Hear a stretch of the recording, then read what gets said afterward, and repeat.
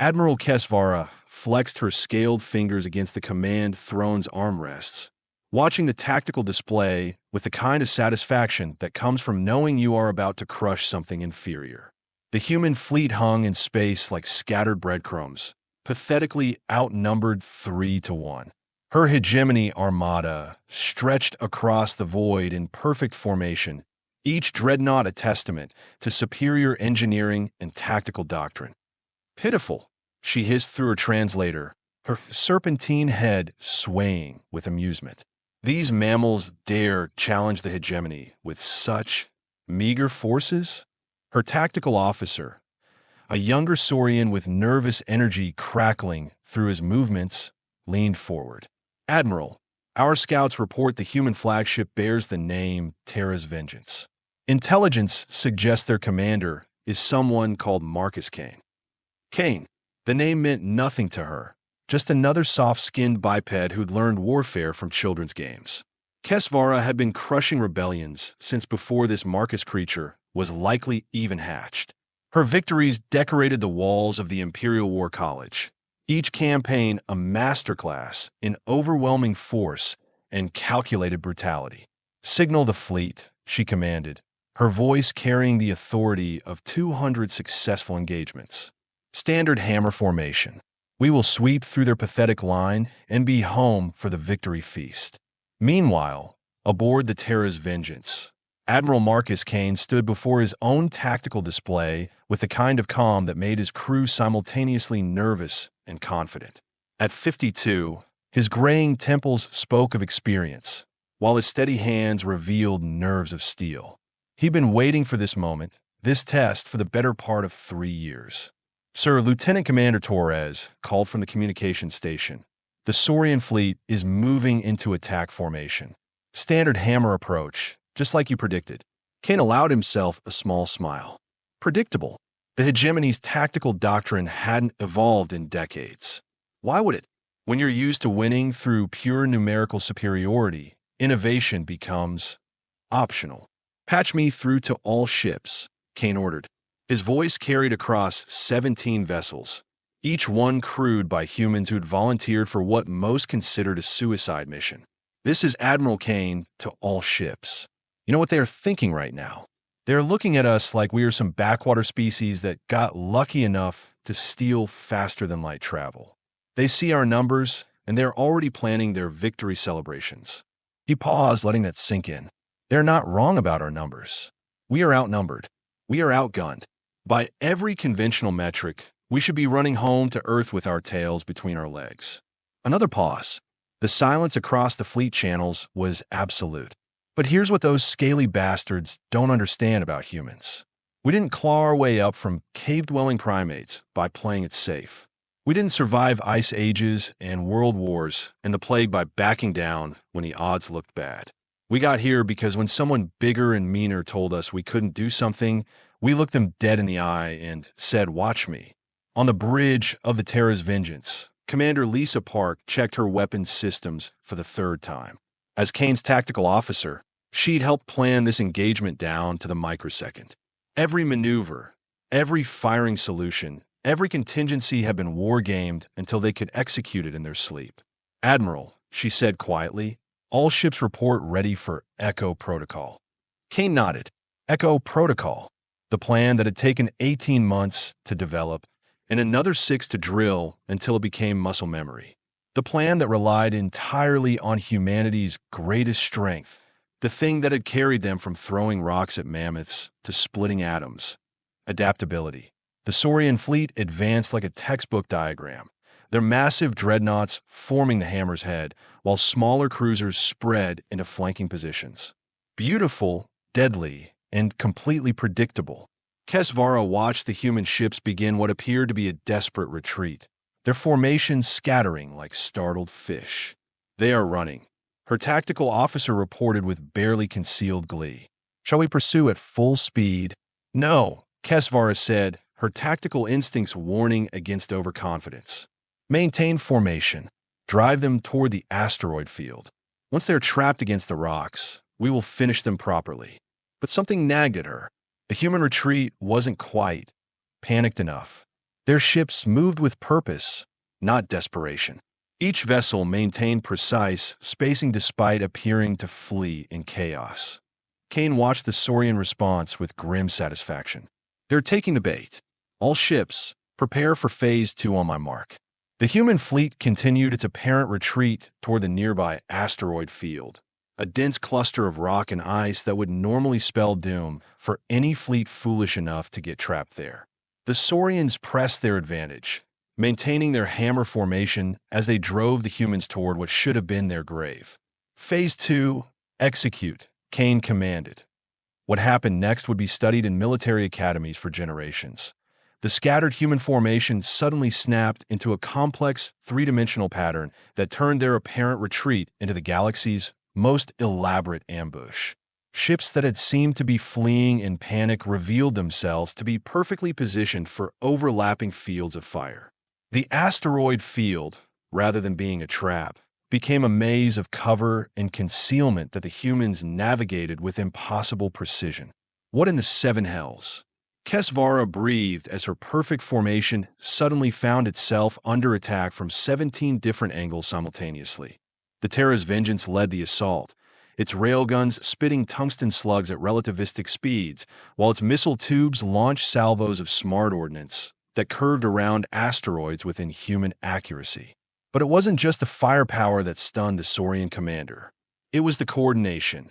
Every human ship moved like part of a single organism, their actions synchronized with a precision that spoke of hours upon hours of drill and an intuitive understanding of three-dimensional combat that the formation-obsessed hegemony had never developed.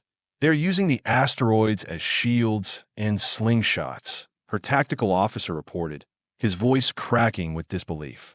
Their ships are accelerating around the large bodies, using gravitational assists to build speed while staying in cover.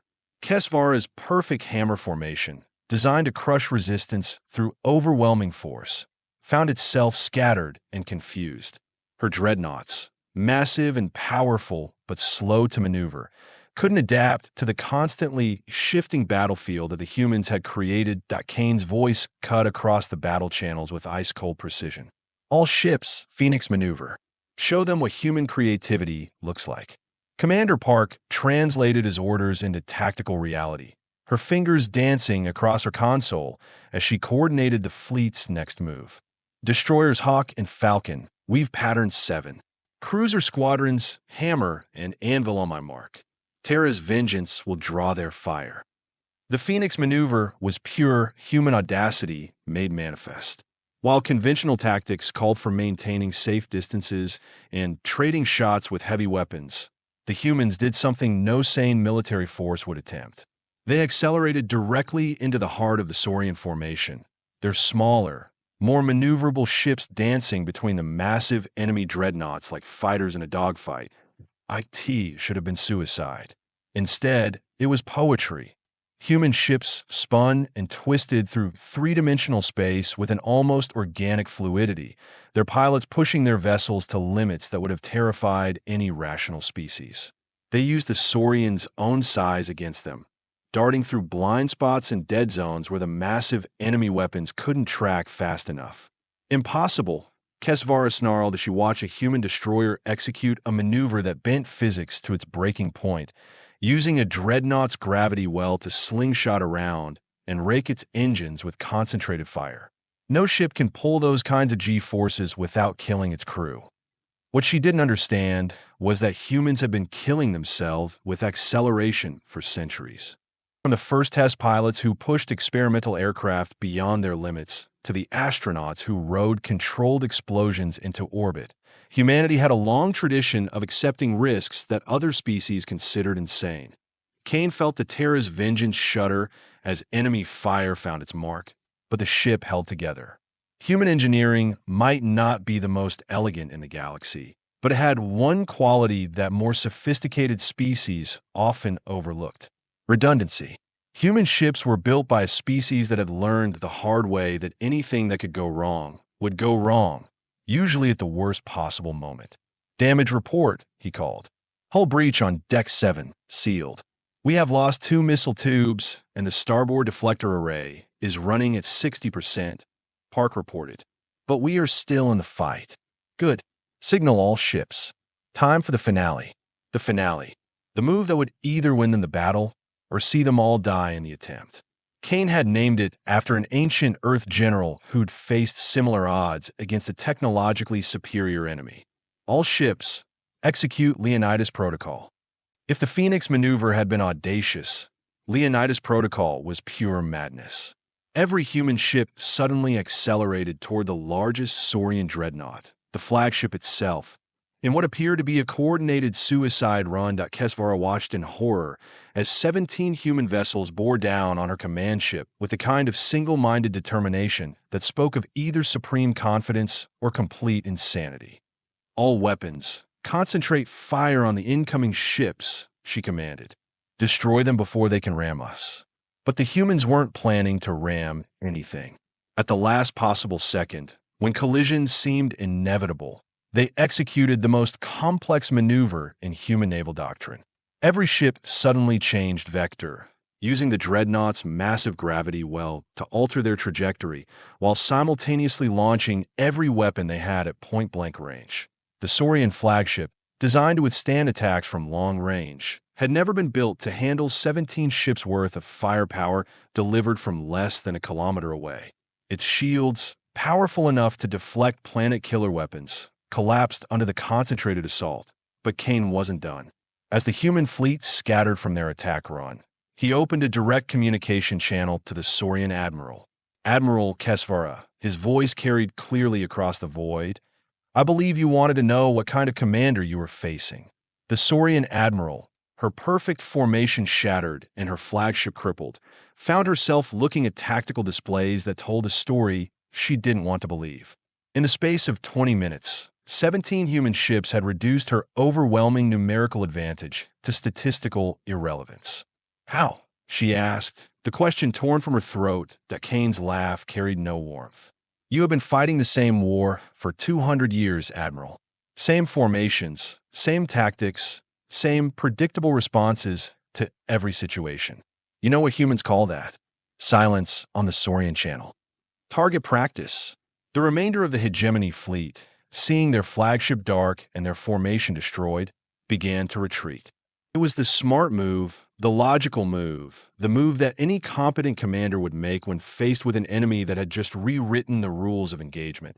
But as they fled, every Saurian officer carried with them the knowledge that something fundamental had changed in the galaxy. The humans weren't just another species to be conquered and enslaved. They were something new, something dangerous, something that would force the hegemony to reconsider everything they thought they knew about warfare. Kane watched them go with mixed emotions. Victory felt good, but he knew this was just the beginning. The hegemony would be back, and next time they'd be ready for human unpredictability. All ships, damage reports. He commanded as the reports came in. Kane allowed himself a moment of pride. They'd done it, against impossible odds, using nothing but human ingenuity and stubborn refusal to accept defeat. They'd won the day. But somewhere in the back of his mind, he knew that Admiral Kess'vara was right now planning her revenge. And when she returned, she'd bring more than just overwhelming numbers, she'd bring knowledge. The real war was just beginning. 3 months later, Admiral Kess'vara stood before the assembled War Council of the Hegemony, her scaled hide bearing fresh scars from the reconstruction surgeries that had saved her life after the human attack. The circular chamber, hewn from living rock and decorated with the banners of 1,000 conquered worlds, had never heard a report quite like the one she was about to deliver. Honored counselors, she began, her voice carrying none of its usual arrogance. I stand before you not as the victor the first expected to be, but as a student who has learned a harsh lesson about the nature of warfare itself. Supreme Overlord Thekmon, ancient even by Saurian standards, leaned forward on his throne. His yellow eyes, dim with age but sharp with intelligence, fixed on his defeated admiral. You lost to inferior numbers, he stated flatly. Explain. Kess'vara activated the holographic display that dominated the center of the chamber. The battle played out in miniature, every maneuver captured by their tactical recorders. Watch carefully, she said. This is the moment I realized we were not fighting animals who had stolen starships. We were fighting something far more dangerous. The assembled counselors watched in silence as the human fleet transformed from apparent chaos into lethal precision. Gasps echoed through the chamber as 17 human ships dismantled a formation that had conquered star systems. They think differently, Kess'vara continued. Not better, not worse, but fundamentally differently. Every tactical doctrine we have developed over the past 2 centuries assumes our enemy will react logically, predictably. The humans threw logic out the airlock and replaced it with something we never anticipated, which is déclement demandé, controlled insanity. Meanwhile, aboard the Terra's Vengeance, now docked at Firebase Alpha, Kane studied intelligence reports with growing concern. The victory had come at a price higher than battle damage. The hegemony knew about human capabilities now, and that knowledge was spreading through their military hierarchy like wildfire. Commander Park entered his ready room, carrying a steaming cup of coffee and wearing the expression of someone who'd been analyzing enemy communications for 18 hours straight. "The bad news, or the really bad news?" she asked, setting the coffee on his desk. "Start with the bad news. Save the apocalyptic stuff for when I have had more caffeine." The hegemony has recalled every fleet commander in active service for emergency tactical retraining. They're studying our battle frame by frame, identifying patterns, weaknesses, counters to everything we threw at them. Kane sipped his coffee and nodded grimly. "And the really bad news? They are adapting. Fast.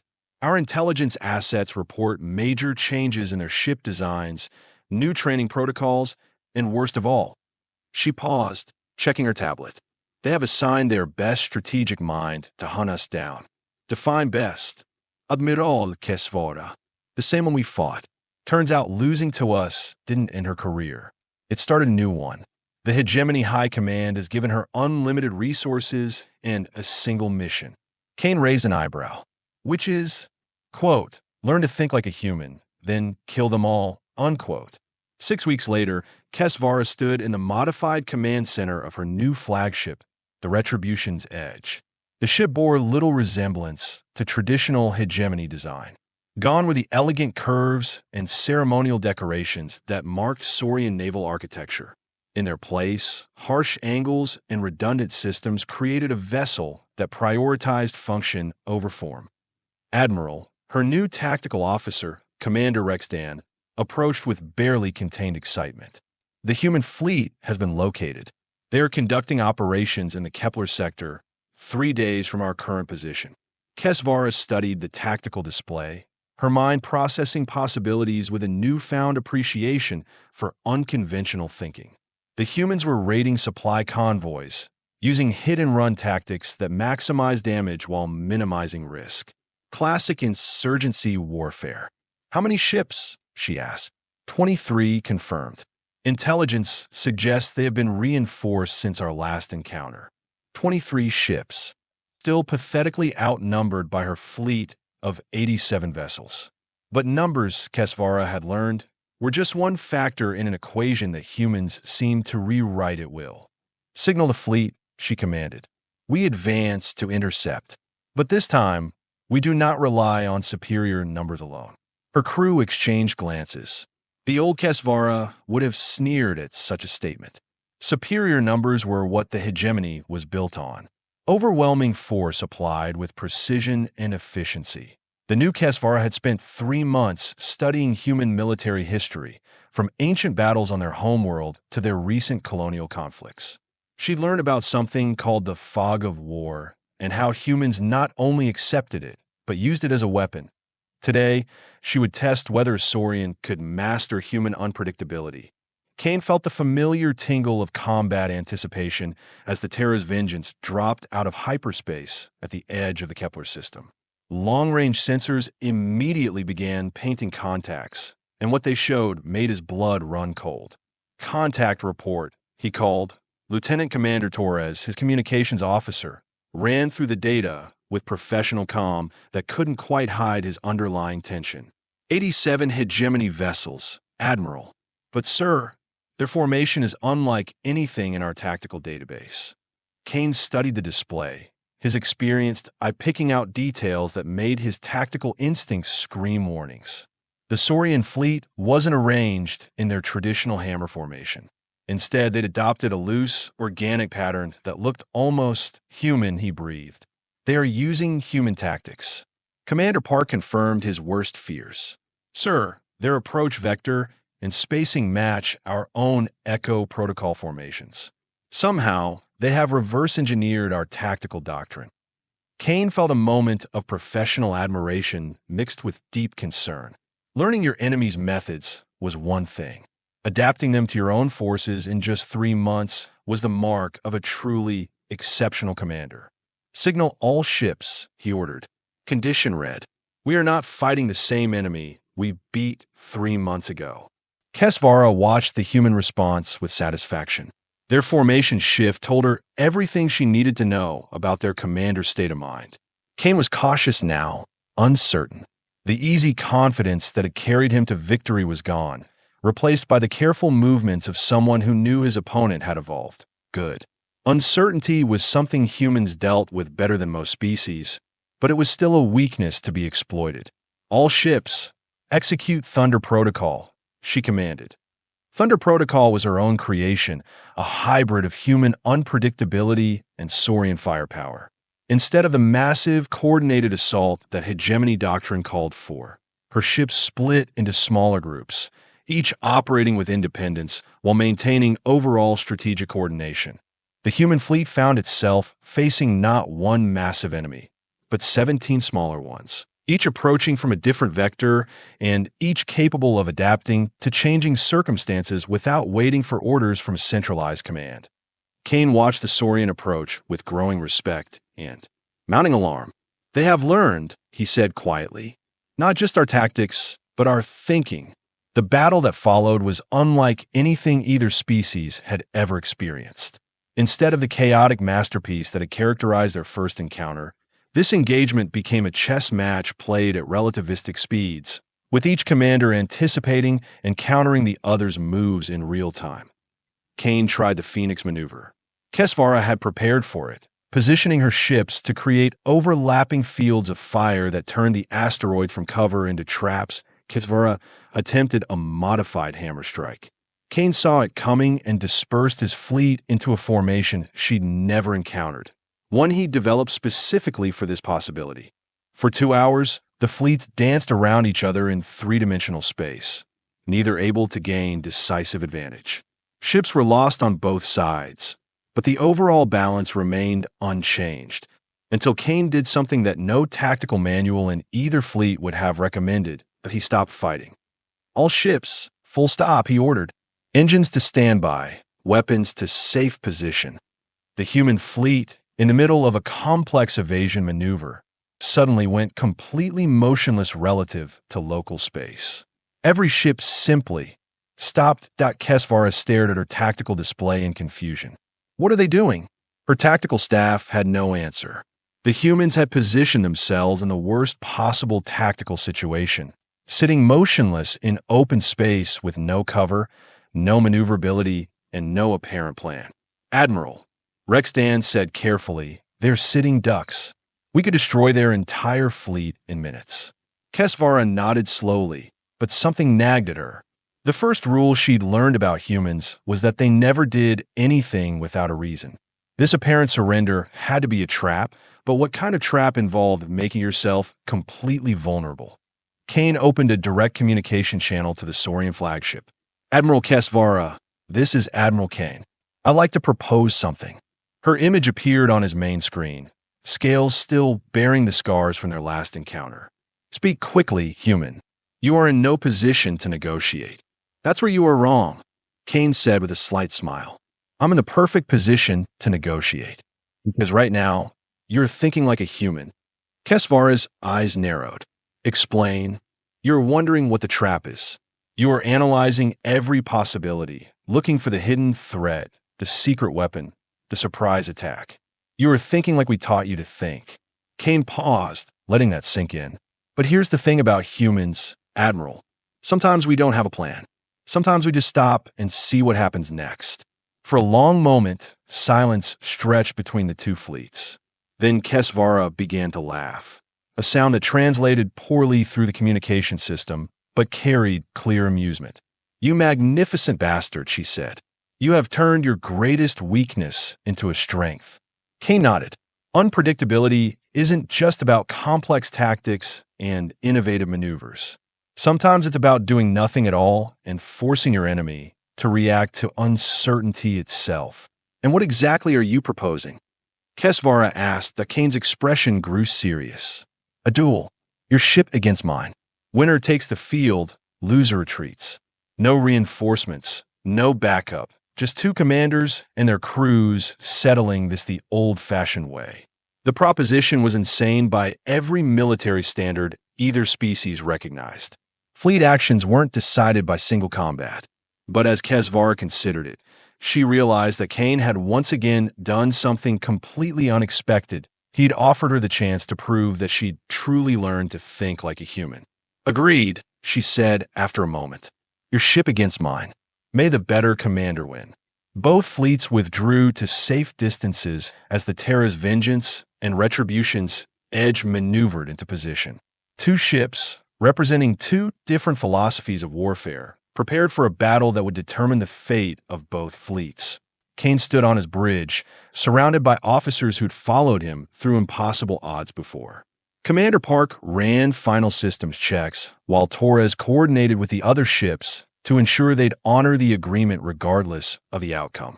"You realize this is completely insane," Park said quietly. Kane grinned. "That's what makes it perfectly human." Kess'vara made her own preparations, her modified command center humming with activity as her crew prepared for single combat against the ship that had taught them the true meaning of fear. "Admiral," Rexdan said, "are you certain about this?" Kess'vara checked her weapon systems one final time. "No, but certainty is a luxury we can no longer afford when fighting humans."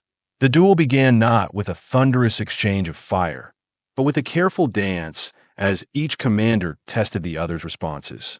Kane tried the aggressive tactics that had served him before. Kess'vara countered with moves borrowed from human doctrine, but executed with Saurian precision.